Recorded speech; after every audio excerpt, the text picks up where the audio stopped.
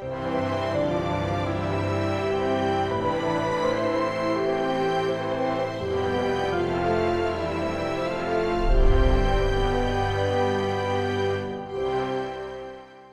오늘부터는 이제 마태복음 5장, 6장, 7장 우리 산상수훈의 말씀을 여러분들하고 나누려고 합니다. 그동안 많이 이 말씀을 전하고 싶었는데 아껴뒀습니다. 이게 마태복음 5장, 6장, 7장 산상수훈 또 산상설교라고도 부릅니다. 자, 예수님이 직접 하신 설교이기 때문에 또 성경 어디에서보다도 우리의 주목을 받기에 충분한 말씀이죠. 유명한 어거스틴은 이 산상수훈을 가리켜서 이렇게 얘기합니다. 그리스도인의 삶을 위한 완전한 기준이다. 그리스도인의 삶을 위한 완전한 기준이다. 그래서 존 던이라는 또 유명한 목사님이 그런 얘기했어요. 교회의 모든 규범, 군주들의 모든 명령, 교부들의 설교, 모든 신학의 체계는 이 세 장 안에 들어있다. 이 마태복음 5장, 6장, 7장 안에 다 들어있다. 그러니까 엄청난 비밀이 이 5장, 6장, 7장에 들어있습니다. 1절부터 보면 예수께서 무리를 보시고 산에 올라가 앉으시니 제자들이 나온지라. 여기 눈에 띄는 것이 무리를 보셨다 그러죠. 그리고 산에 올라가셨다. 그리고 앉으셨다. 그리고 제자들이 나왔다. 그림이 보여지죠, 여러분? 산에 올라가 앉으셨다. 이게 산상수훈의 배경입니다. 아마 이렇게 등성에 앉아서 아래쪽으로 사람들이 앉아 있고 말씀을 전했던 것 같아요. 오늘같이 이렇게 본당 이런 건물이 없는 때니까 산상설교를 하신 겁니다. 앉아서 가르치셨다는 것은 권위를 가지신 예수. 옛날에는 스승이 앉고 배우는 사람은 섰습니다. 앉아 있다는 말은 권위를 가지고 있다, 그런 의미죠. 구약의 모세가 산에서 율법을 받은 것을 상상하게 하는 그런 장면이 펼쳐지고 있습니다. 산상수훈을 듣는 대상은 제자들입니다. 제자들이 말씀을 듣기 위해서 예수님에게로 나아온 것이죠. 복음서는 언제나 이 무리와 제자를 구분합니다. 산상수훈은 특별히 제자도의 헌장이라고 합니다. 제자들에게 주신 말씀이에요. 그러니까 아마 이제 여러 주에 걸쳐서 꽤 오랫동안 이 말씀을 이제 다룰 텐데, 언제 끝날지는 모르지만 꽤 오랫동안 다룰 텐데, 이 말씀의 대상은 제자들입니다. 난 크리스찬에게는 해당이 되지 않아요. 주님의 공생애 중에 주님은 늘 관심이 제자들에게 있었습니다. 무리와 제자들을 언제나 구분하셨습니다. 그래서 말씀을 전할 때도 무리들이 있을 때 전한 말씀과 제자들이 있을 때 말씀이 달랐어요. 예수님이 12제자를 부르셨고요. 또 그 당시에 12제자 외에도 예수님을 따르는 사람들이 꽤 많았습니다. 그런데 예수님은 언제나 무리와 제자를 구분하셨습니다. 자, 오늘 2절에 보니까 입을 열어 가르쳐 이르시되 그랬어요. 그리스도가 입을 여셨다는 거예요. 이건 우리가 입을 여는 것과 다른 것입니다.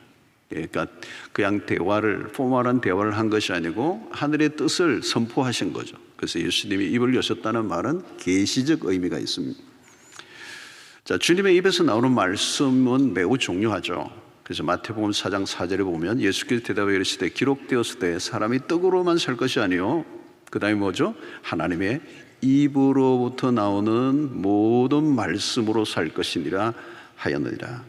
하나님의 입에서 나오는 말씀이 우리를 살리는 겁니다. 입을 열어 어떻게요? 가르치기를 시작하셨다는 거예요. 주님의 사역의 핵심은 가르침이었습니다. 그리고 제자도를 형성하는 일에 가르침이 중요합니다. 그래서 제자들이 누구냐? 헬라어로 제자들이라고 할 때 배우는 사람이에요. 제일 첫 번째가 제자는 배우는 사람이다. 배울 태도가 되어 있는 거죠. 그리고 예수님의 가르침을 잘 받음으로 제자도가 형성되는 것이죠. 그리고 이 주님은 계속해서 공생애 가운데 이 프리칭, 그리고 티칭, 힐링 이 세 가지를 하셨는데 이 가르침 매우 중요하죠. 자, 이 주님의 가르침의 핵심은 뭘까요?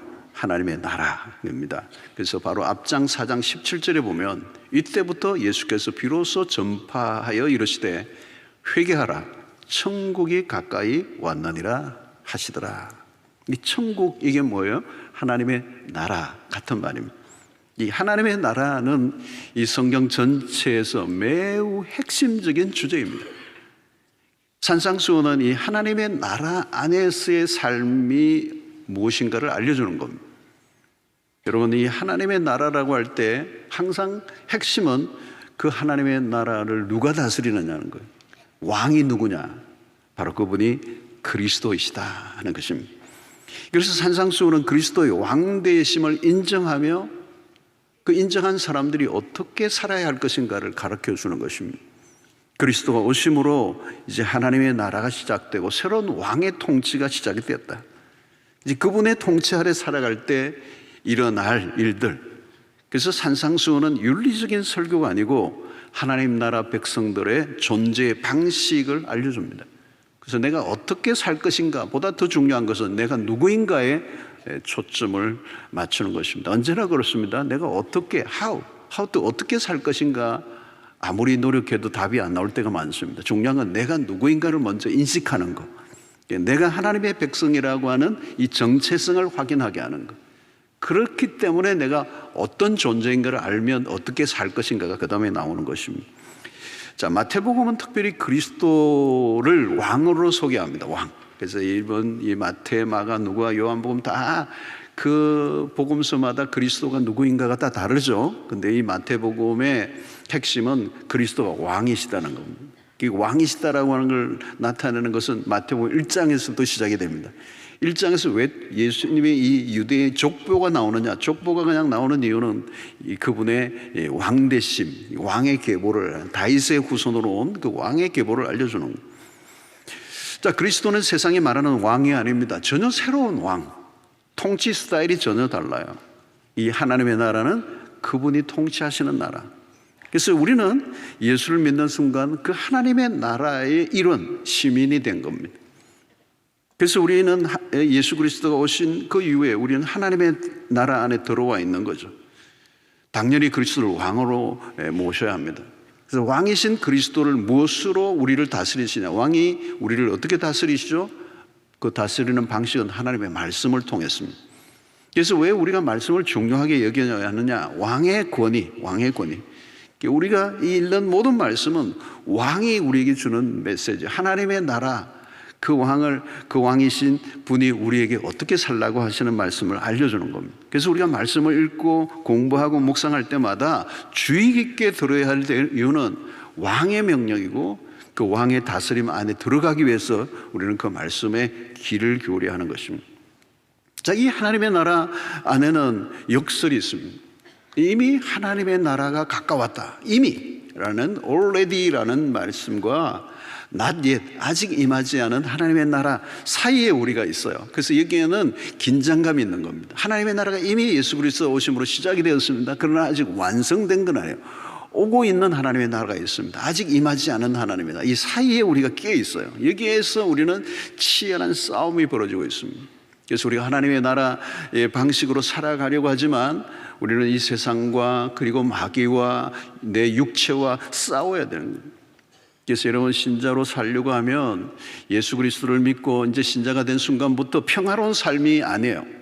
치열한 전쟁이 벌어진다는 거예요. 왜요? 내 육체와 싸워야 되고 마귀와 싸워야 되고 이 마귀가 지배하는 세상과 싸워야 되는 거죠. 그러니까 하나님의 나라와 이 세상의 나라가 아직도 이루어지지 않는 사이에서 이 충돌이 일어나는 거예요.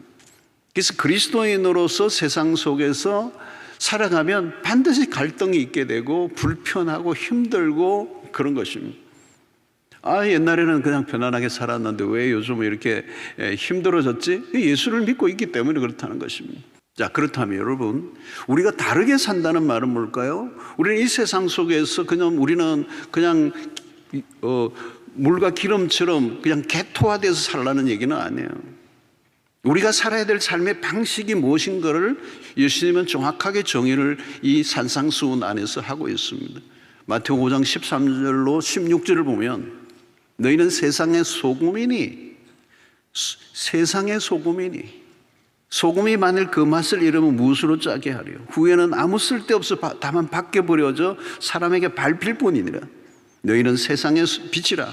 산 위에 있는 동네가 숨겨지지 못할 것이요 사람이 등불을 켜서 말 아래 두지 아니하고 등경 위에 두나니 이러므로 집안 모든 사람에게 빛이 내렸다. 이같이 너희 빛이 사람 앞에 비치게 하여 그들로 너희 착한 행실을 보고 하늘에 계신 너희 아버지께 영광을 돌리게 하라. 여러분, 어두운 세상에 이 죄악 많은 세상과 우리는 격리해 살아가는 게 아니라 세상 안으로 들어가라는 거예요. 그 속에서 빛의 사명을 감당하라는 거예요. 너희는 세상의 소금이니 그랬어요. 여러분, 소금 덩어리로만 있으면 어떻게 해요? 그거는 소금의 역할이 아니에요. 소금은 부패하는 곳에 들어가서 쓰면 녹아서 없어져야 돼요. 소금 덩어리는 없어져야 돼요. 녹아져야 돼요. 부패한 곳으로 들어가야 돼요. 그러니까 어두움은 어둠끼리 빛은 빛으로만 있는 게 아니라 어둠 속에 빛이 들어가야 된다는 거예요. 빛의 성격은 뭐냐? 어둠을 뚫고 들어가는 거예요. 여러분, 우리들만의 이상세계를 만드는 게 목표가 아닙니다. 이 산상수훈의 삶을 통해서 우리가 이상세계, 아이디어한 우리만의 세계를 리그를 만드는 게 아니에요. 우리 안에 시작된 하나님의 나라를 세상 안으로 가지고 들어가야 된다는 거예요. 산상수훈은 그러므로 치열한 세상의 한가운데 펼쳐져야 할 구체적인 삶을 알려주는 겁니다. 그러므로 산상수훈은 어떻게 보면 뜬구름 잡는 천상의 이야기가 아니고 지금 여기에 관한 삶에 대한 얘기. 그러므로 이 팔복은 산상수훈이 처음 시작하는 게 팔복이에요. 이 팔복이 8가지의 복을 얘기하는데 기독교 진리의 기초요 믿음의 본질을 다루고 있습니다. 누가 행복한 자인가를 명확하게 보여주죠. 팔복은 주님의 탁월한 영감이 번뜩이는 명문장의 열거입니다. 우리는 이 팔복의 말씀을 통하여 이 팔복의 메시지를 주신 주님이 어떤 분인가를 알게 돼요. 그리고 하나님의 나라가 가까웠다는 것이 무엇인지를 팔복을 통하여 우리가 경험하게 하는 거예요. 자, 이 팔복을 우리가 기본적으로 오늘 이 3절을 다루지는 않고 다음 주부터 시작하니까 8주는 이제 이 팔복을 가지고 다루려고 그래요. 이 첫 번째 3절을 한번 볼까요? 심령이 가난한 자는 복이 있나니 천국이 그들의 것이며. 여기 우리가 오늘 관심을 가진 건 복이 있나니, 심령이 가난한 자는 복이 있나니. 이게 원래 헬라 원문으로 보면 이 복이 있나니가 앞에 와요. 우리는 심령이 가난한 자가 먼저 말하는데 원래 이 오리지널한 원문을 보면 복이 또다부터 시작하는 거예요. 이 팔복의 선포는 복으로부터 출발하는 겁니다. 자, 이런 사람이 복이 있다는 선포예요. 자, 여러분, 시작점이 복이라는 단어는 굉장히 의미가 있습니다. 이 복은 우리말로는 행복이라고 그러죠. 행복이라는 표현을 쓸 수 있어, 그죠? 행복. 우리의 관심이 행복이잖아요. 행복이 뭘까? 여러분, 성경은 복에 대한 말씀으로 가득하고요. 하나님은 복의 하나님이에요. 하나님이 이 세상을 복 주실 뿐만 아니라 이 인간의 타락으로 인해 복을 잃어버렸을 때 그 복을 회복할 때 창세기 12장에 아브라함이라는 한 인물을 불러내시고 그 아브라함을 부르실 때 처음에 그에게 너는 복이 될지라 그래요. 그리고 너로 인하여 모든 민족이 복을 받을 것이다. 이 복의 회복을 얘기하는 거예요. 자, 그러면 여러분, 이 복이라는 게 도대체 뭘까? 행복이라는 게 도대체 뭘까? 오늘 주님이 팔복에서 말씀하시는 행복이 뭘까요? 여러분, 헬라어에서 이 복은 마카리오스. 이것은 조건적이고 감정적이고 순간적인 행복을 말하지 않습니다. 이 마카리오스는 하나님이 내리시는 긍정적인 판정이라고 해요. 이 말은 뭐냐면 너는 내 앞에서 옳다라고 선언하는 것이죠. 여러분, 하나님이 어떻게 판정하시는가, 그게 중요합니다. 내가 어떻게 무엇을 느끼는가 보다 하나님이 나를 어떻게 바라보시는가. 우리는 다른 사람들의 인정이나 자신의 기분 여하에 휘둘립니다. 여러분, 그런 것들은 잠시 지나가는 것들이에요. 하나님은 우리를 어떻게 여기시는가, 하나님이 나의 삶에 대해서 옳다 하시면 그게 복이라고 마카리오스라는 단어의 의미예요. 그러니까 팔복에서 복은 행복의 조건을 말하지 않습니다. 우리가 하나님의 나라 안에서 예수의 생명을 가지고 살아갈 땐 나타나는 정상이라는 거죠. 상황이 아니라 존재 자체가 얻는 복이라고 하는 것입니다. 그러므로 팔복에서 행복은 다른 차원입니다. 이 행복은 고통스러운 상황에서도 그것을 넘어설 수 있는 깊은 평안과 만족이다. 여러분, 세상에서는 행복의 길, 행복에 이르는 습관 등의 방법들을 다뤄요. 이렇게 하면 행복이 올 것이다. 저도 이 설교를 준비하다 보니까 일반 서적들 가운데 행복에 관련된 책을 여러 권 제가 책상에 가져왔어요. 일부러 읽고 싶지는 않았는데 한번 읽어봤어요. 뜬구름 잡는 얘기예요. 여러분, 복은 우리가 얻어내는 게 아니에요. 우리가 만들어낼 수 있는 게 아니에요. 행복을 만들어낼 방법이 있는 것도 아니에요. 그래서 우리는 어떻게 하면 how to를 자꾸 찾아요. 근데 더 근원적인 질문을 던져야 돼. 내가 누구인가 하는 거죠. 내가 누구인가에 대한 답을 얻지 못하면 그 본질적인 존재론적인 질문에 답이 없으면 다 뜬구름 잡는 거예요. 사랑하는 성도 여러분, 우리는 예수를 믿는 순간 이미 하나님의 나라 안에 들어와 있어요. 그 말은 뭐냐면 우리가 예수를 믿는 순간 이미 천국을 소유한 백성들이에요. 이미 행복한 사람들이에요. 그러니까 팔복은 현재형입니다. 지금 복되다 하는 거예요. 지금 나의 삶이 어떤 상황에 있든지 내 삶은 하나님의 통치 안에 들어와 있어요. 여러분, 그러므로 로마서 8장 28절과 같은 이 말씀이 굉장히 중요한 거죠. 하나님을 사랑하는 자, 그 뜻대로 부르심을 입은 자들에게는 모든 것이 합력하여 선을 이룰 것이다. 환경은 늘 변화무쌍합니다. 우리가 환경을 컨트롤할 수가 없습니다. 그런데 거기에 연연하면 늘 삶은 행불행을 오고 가야 하는 것. 여러분, 산상수훈의 팔복을 대하면 우선 놀랍습니다. 우리가 생각하고 기대하는 것과 전혀 달라요. 어떻게 사는 게 이렇게 어떻게 살 수 있지? 불가능한 얘기. 오른밤을 치면 어떻게 왼밤을 돌려대요? 원수를 어떻게 살아가는 거죠? 여러분, 이 산상수훈을 대하면요, 우리가 굉장히 불편함을 느껴요. 그래서 하나님의 나라의 이 가르침은 모두가 역설적입니다. 매우 급진적이고 레디컬한 말씀입니다. 이 복이 있다고 선포하시는데 그 내용을 들여다보면 따라오는 단어들이 기가 막혀요. 심정이 가난한 자가 복이 있대요. 애통하는 자가 복이 있대요. 의에 줄이고 목마른 자가 복이 있대요. 핍박을 당하는 게 복이 있대요. 여러분, 이 정신이 번쩍 들게 하는, 우리가 기대하는 말씀과 거리가 멀어요. 우리의 기존의 삶을 다 흔들어 놓습니다. 어떻게 이게, 여러분, 이 말씀을 들으면 우리는 불편함을 느껴요. 거부감이 일어나는 거예요. 비현실적인 것입니다. 그래서 여러분, 이 산상수훈을 대하다 보면 기준이 너무 높아요. 도달할 수 없는 에베레스트와 같은 느낌입니다. 너무 높으면 나와 상관없다고 생각하고 우리 자신감이 무너져 버리죠. 그러니까 우리 이 산상수훈을 첫 번째 대할 때 우리의 반응은 절망입니다. 깊은 좌절. 하나님 말씀 앞에 우리는 도무지 도달할 수 없는 그런 무기력을 고백하게 되는 거지. 여러분, 그러면 이 산상수훈을 주신 이유가 뭘까요? 우리를 절망의 배터리라고 주신 말씀일까요? 그렇지 않아요. 우리 자신을 정직하게 들여다보게 하는 것이면, 여러분, 참 진리는 우리의 영혼을 아프게 합니다. 그리고 절망의 자리에 이르게 해요. 그 절망에서 우리를 어떻게 해요? 그리스도에게 인도하기로 하는 겁니다. 율법으로 인해 우리가 절망하게 한 인간이 그리스도에게로 나아가는, 그리스도만이 우리의 소망이 되고 우리의 힘으로는 우리가 구원할 수 없음을 인정하고 그리스도를 붙잡게 되는 것입니다. 그러면 그 그리스도 안에 있는서 얻는 생명이 우리를 다시 새롭게 살도록 하는 의욕이 일어나게 하는 겁니다. 이전에는 전혀 보이지 않았던 것들이 보이기 시작하는 거죠. 그리고 전혀 불가능한 말씀처럼 보였던 것들이 그리스도 안에서 가능해 보이는 눈이 열리기 시작하는 것입니다. 그래서 우리가 구원을 얻기 위해서 더 나아지려고 하는 게 아니라 이미 구원받은 백성으로 이전과 다르게 살고 싶은 소망이 우리 안에 일어나는 거예요. 새로운 삶에 대한 도전을 하고 싶은 마음이 일어나는 거예요. 그건 주님이 주시는 마음입니다. 그리고 주님은 우리에게 선한 마음만 주시는 분이 아니라 그렇게 살아갈 수 있는 능력도 주시는 분이십니다.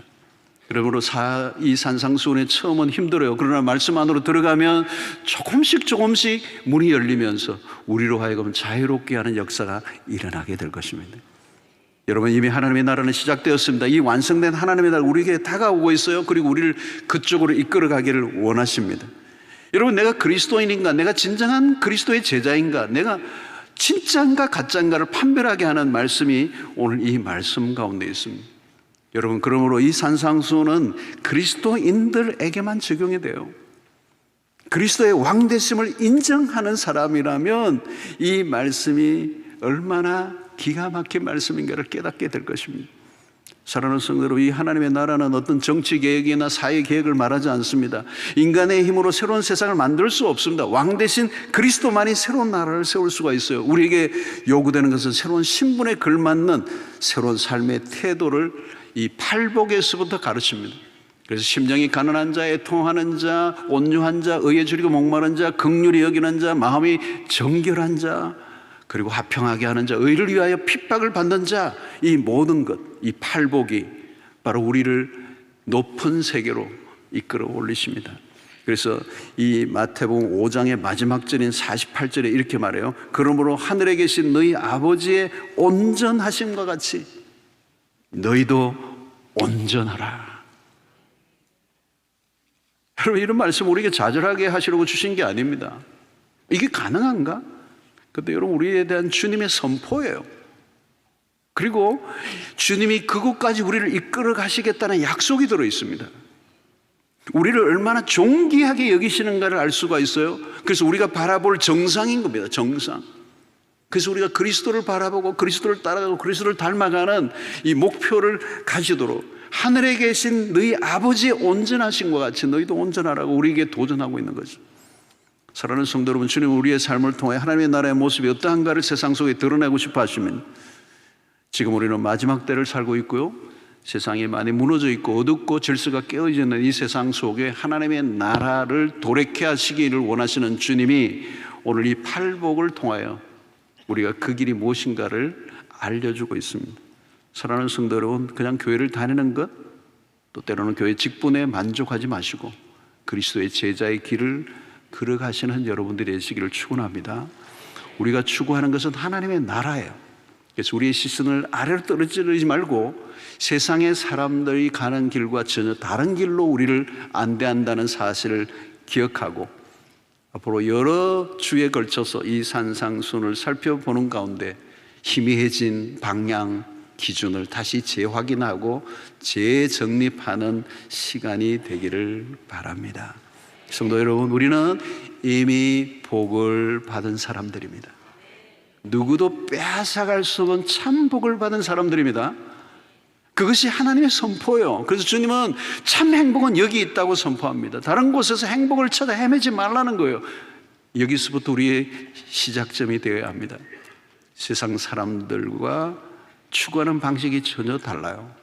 그리스도가 오심으로 하나님의 나라는 이미 시작됐고 그 나라는 우리 안에 들어와 있고 그 하나님의 나라는 우리를 둘러싸고 있습니다. 이제 그 비밀을 주님이 입을 통하여 알려주시고 세상과 다른 새로운 삶의 시작, 그리고 지금까지 살아온 것과 다른 삶, 하나님 우리에게 그 복된 길로 초대하고 있습니다. 성도 여러분, 그리스도 안에서 이미 주어진 복을 누리시고 그 하나님의 나라를 이 세상 속에 침투해 들어가 확장시키는 일에 여러분들 모두가 쓰임받게 되기를 바라고, 무엇보다도 이 팔복의 이 말씀이 우리의 삶에서 재현될 때 하나님의 나라가 우리 가운데서 거대하게 일어나는, 그리고 여러분들의 가정과 삶과 이 세상 가운데 이 팔복의 메시지와 이 산상수훈이 얼마나 강력하게 영향을 미칠 수 있는가를 여러분들 개인과 우리 공동체가 경험하는 축복의 시간이 되기를 원합니다. 오늘은 서론만 맛배기만 살짝 알려드렸는데 약간 어려운 부분도 없지 않아 있겠지만 여러분들 잘 따라오시면 큰 은혜가 있게 될 줄로 믿습니다. 팔복의 은혜가 있게 되기를 축원합니다.